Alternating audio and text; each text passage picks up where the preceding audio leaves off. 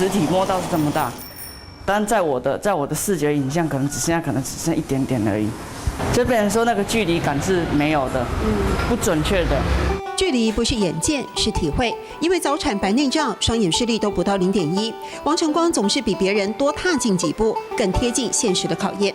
组装的过程当中，其实花了一小段时间在做对焦跟做那个准确度的判定跟锁，必须要去做这样的一个确认，我才有办法进一步再去进行下一个的上锁。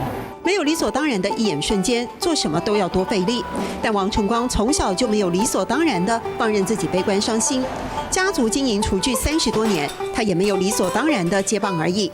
节省环保二手回收厨具是王晨光有别于父亲自创的生意。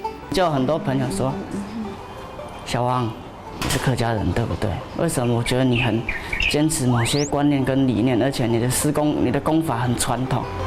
厨具动辄好几万，美食展用过的不锈钢厨具，清洗整理就能焕然一新。我完全要仰赖触觉，所以我戴手套我会没有触觉，所以我在锁这个其实我很容易受伤，等一下可能不小心都会割到。